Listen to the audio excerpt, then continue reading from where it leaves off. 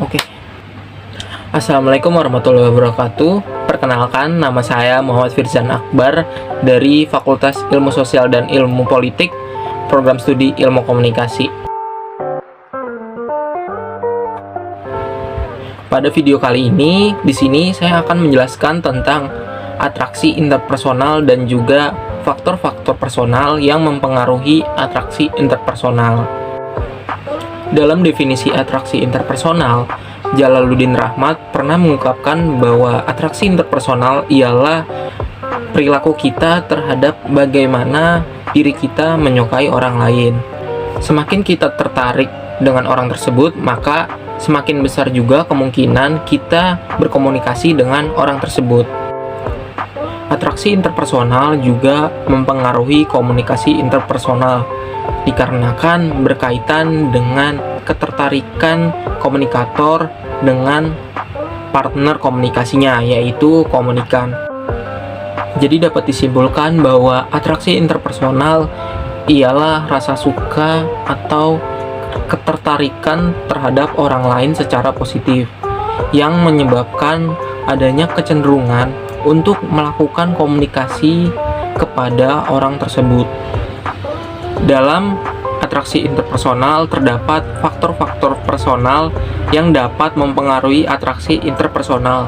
Ada 4 faktor-faktor personal yang dapat mempengaruhi atraksi interpersonal. Yang pertama ialah kesamaan karakteristik personal, lalu yang kedua tekanan emosional atau stres, lalu yang ketiga ada harga diri yang rendah, dan yang terakhir yang keempat ialah isolasi sosial.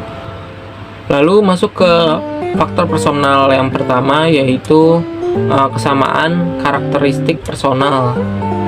Biasanya faktor ini ditandai dengan adanya kesamaan dalam berbagai hal, misalnya kesamaan keyakinan, kesamaan status sosial ekonomi, kesamaan ideologi, maupun kesamaan bersikap. Mereka yang memiliki kesamaan-kesamaan tersebut biasanya cenderung untuk saling menyukai satu sama lain. Sebagai contoh, ketika ada seseorang bertemu dengan orang baru di suatu tempat, lalu ternyata mereka berdua memiliki hobi yang sama, maka mereka berdua cenderung akan lebih nyaman untuk saling berinteraksi satu sama lainnya.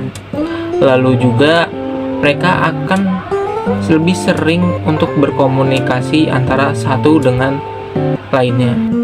Lalu faktor personal yang kedua ialah tekanan emosional atau stres. Ketika seseorang sedang mengalami tekanan emosional, biasanya mereka akan menginginkan kehadiran orang lain untuk membantunya, sehingga menyebabkan kecenderungan untuk menyukai orang lain semakin besar. Stanley Schachter pernah melakukan sebuah eksperimen mengenai pernyataan ini. Schachter mengumpulkan 2 kelompok mahasiswi. Kepada kelompok pertama, mereka diberitahu bahwa mereka akan menjadi subjek untuk meneliti efek kejutan listrik yang sangat menyakitkan.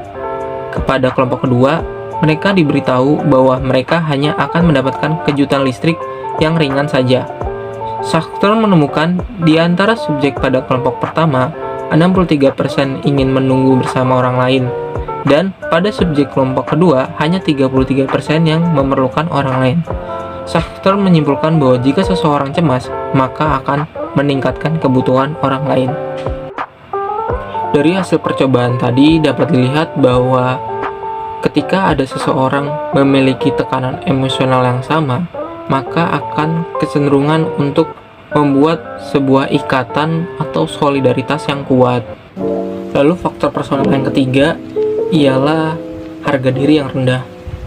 Ketika seseorang merasa harga dirinya rendah, maka akan cenderung mudah untuk menerima atau mudah untuk menyukai orang lain.